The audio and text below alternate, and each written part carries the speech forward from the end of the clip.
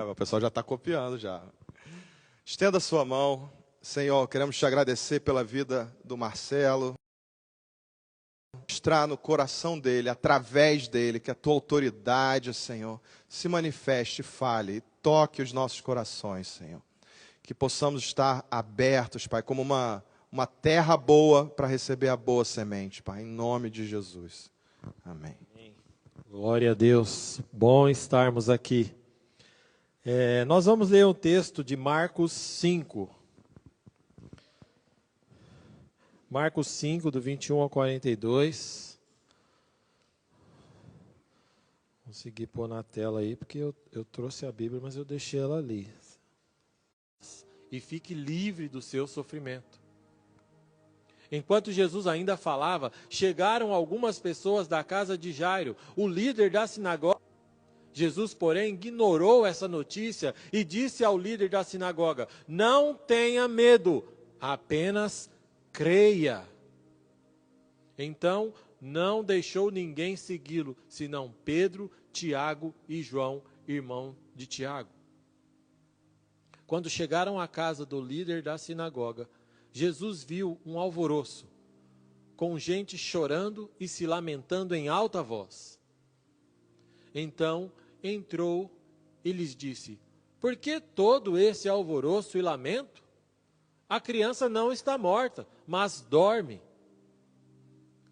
Todos começaram de vivermos uma vida cristã prática,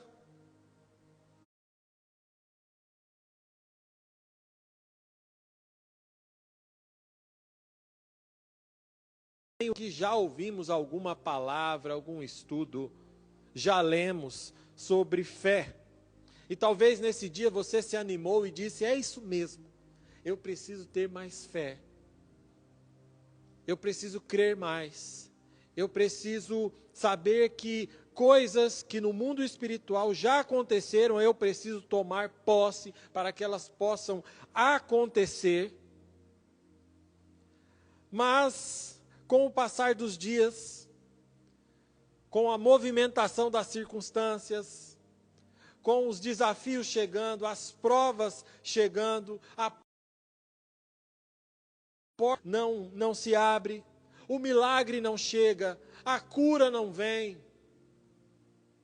a situação vai piorando, e de repente você percebe que aquela fé está indo, e está chegando uma coisa chamada medo. E eu tenho aprendido que fé e medo é como em um filme que eu assistia muito com a Aira, que um brinquedinho falava para o outro assim: esse mundo é pequeno demais para nós dois. E eu vejo que a fé e o medo, gente, no dia da dificuldade, no dia da angústia, nós formos frouxos, a resposta será pequena. No dia da angústia, se te mostrares frouxo, a força será pequena. Se interiormente formos fracos, a manifestação será pequena. Porque a palavra de Deus diz que o meu justo viverá. Viverá do quê? Da fé. Mas se não tem fé, como é que vive? Mas o meu justo viverá pela fé. Contudo, se retroceder, não me agradarei dele. Nós, porém, não somos dos que retrocedem para a destruição, mas dos que têm fé para a preservação da vida. Amém? Então eu quero ver juntamente com vocês, nessa manhã, através desse texto que nós lemos, algumas características dessa fé que não volta atrás, mesmo diante de dificuldades, de desafios, de problemas, de morte. Uma fé que não volta atrás. E a primeira coisa que eu consigo enxergar nesse texto aqui é: a fé que não volta atrás, ela é insistente.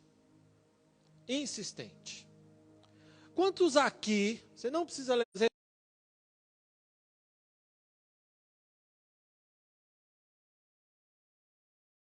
sem ter recebido a resposta, nem positiva nem negativa? Ou só acontece comigo? De repente você fala assim: eu vou começar a orar por isso aqui. De repente passa uma semana, 2 semanas, você pensa assim: cara, parei de orar por aquilo. Você desistiu de orar por aquilo. Você não está insistindo naquilo. O texto diz assim: uma grande multidão o seguia e comprimia. E entra na loja aqui, avança, sai ali, entra em outra loja. Irmãos, quando eu percebo... Então eu quero te incentivar nessa manhã: não se dobre às circunstâncias. Não permita que as circunstâncias te parem.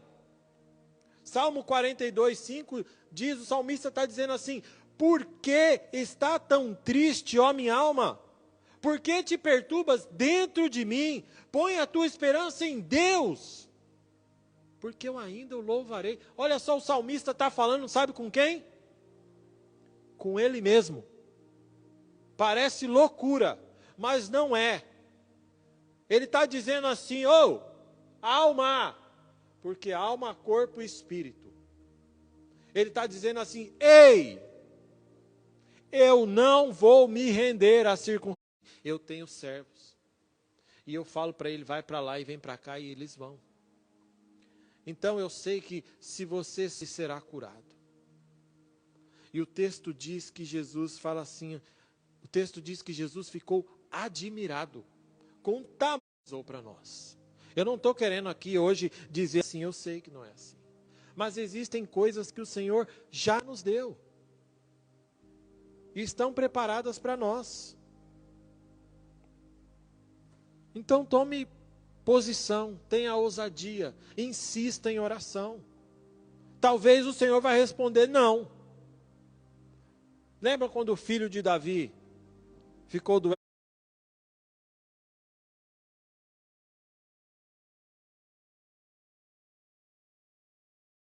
A viver. Talvez a resposta seja não. Mas talvez seja sim. Nós precisamos insistir, nós precisamos ter ousadia em Deus para alcançar aquilo que Ele já da sinagoga. O que Jairo está fazendo aqui? Jairo está abrindo mão do CPF, do seu seguro social, do seu green card. Ele está abrindo mão de tudo para ir até Jesus. E se prostra diante de Jesus. E eu quero te dizer algo que talvez não agrade os seus ouvidos. O que você está disposto a abrir mão para receber o seu milagre? O que nós estamos dispostos a abrir mão para conquistar aquilo que dúvidas? E os credores estão batendo na sua porta. Você está entendendo o que eu estou dizendo? O milagre era feito na transferência de uma coisa para outra. Do jarro para as vasilhas vazias. E ela encheu todas. Até que ela dizia: mãe, traz uma, traz a outra, até que o filho disse: mãe, tem mais não, acabou. E aí o milagre cessou. É interessante você ver, o que acabou primeiro? O transbordar do azeite ou as vasilhas? Isso quer dizer que enquanto tem lugar, o Espírito Santo está enchendo a gente. O quanto de lugar você der, o Espírito Santo está te preenchendo. Enquanto você der lugar, o Espírito Santo está enchendo você e está enchendo em mim. Mas depende de quem? De mim. Quanto de mundo tem em mim? Quanto tem do Espírito de Deus na sua vida? Sabe quem determina isso? Você. Eu.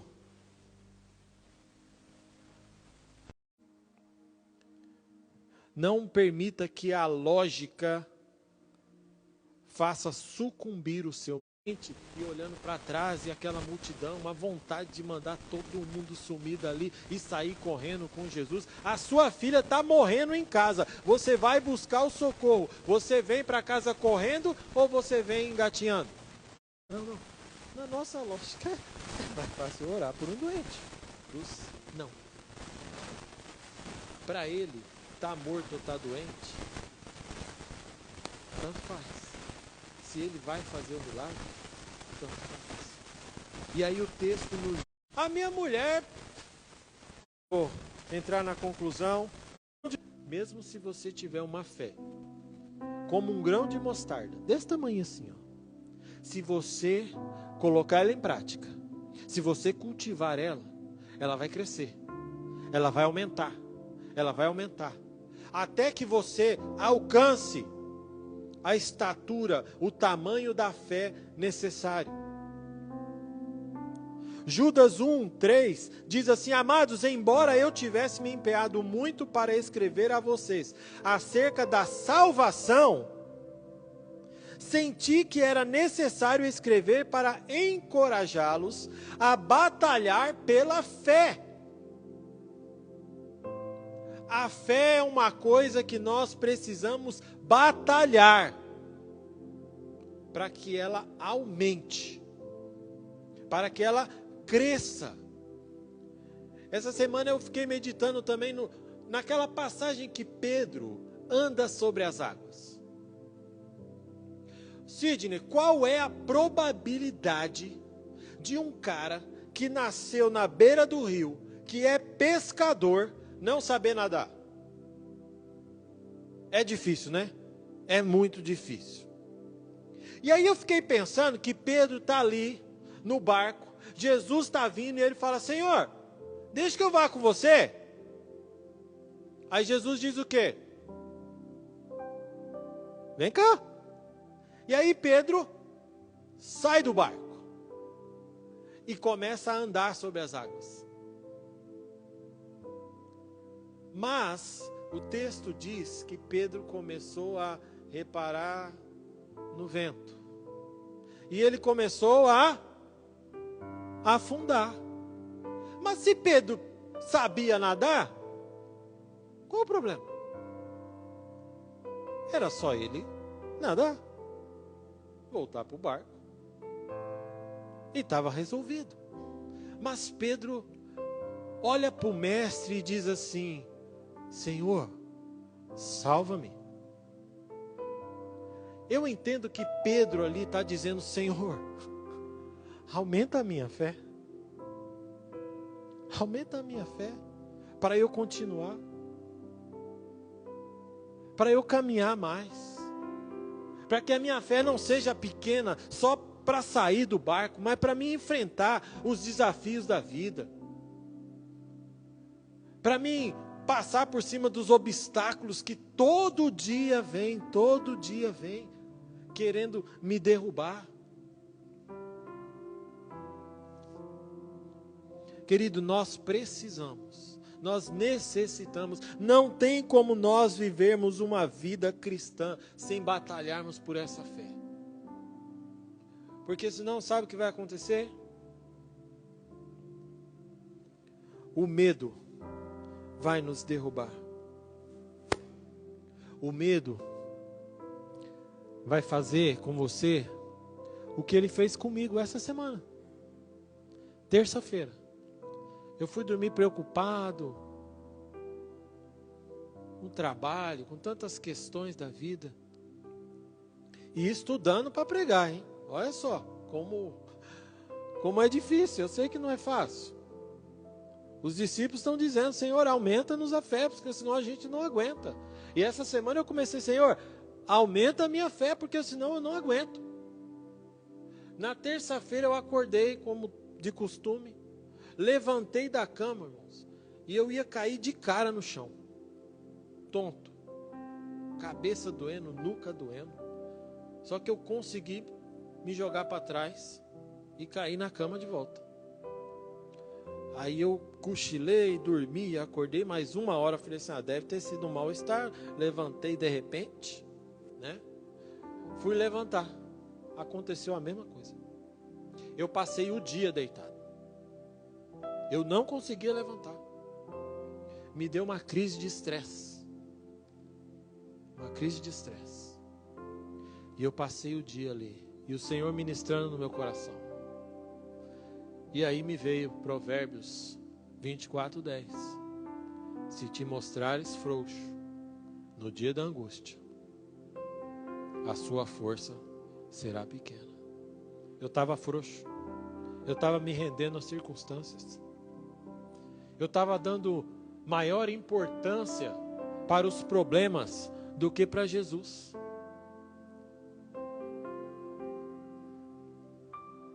Quando eu tinha que realmente fazer como Jairo. O problema está lá. Só que agora o problema aumentou. E aí eu tinha que olhar para Jesus e falar, Senhor, eu estou crendo. Igual eu estou aqui hoje agora. Falar, Senhor, irmão, sabe o que mudou de segunda noite para agora na minha vida? Em questão de circunstância? Nada. Mas mudou aqui dentro. Aqui dentro mudou. E aí o que acontece? O externo mudou. A manifestação do Senhor mudou. A manifestação da força aumentou. Porque o nosso braço, ele é fraco. Mas nós não podemos confiar no nosso braço. Uns confiam em carros, outros em cavalos. Uns confiam na sua conta, outros confiam na sua empresa, outros confiam no seu empregador, outros confiam no seu médico. Mas e nós? Nós confiamos na força do nosso Deus. E eu quero te convidar nessa manhã. Vamos nos colocar em pé. E eu vou orar agora. E se você sente que você precisa que essa sua fé seja aumentada, feche os seus olhos. Eu quero que você erga a sua mão agora. Como uma forma de dizer, Senhor, eu estou aqui. Mas os desafios estão tão grandes que eu preciso, Pai. Eu preciso que a minha fé seja aumentada. Eu sei que eu tenho que batalhar, eu sei que depende de mim também, mas, Senhor, eu peço render as nossas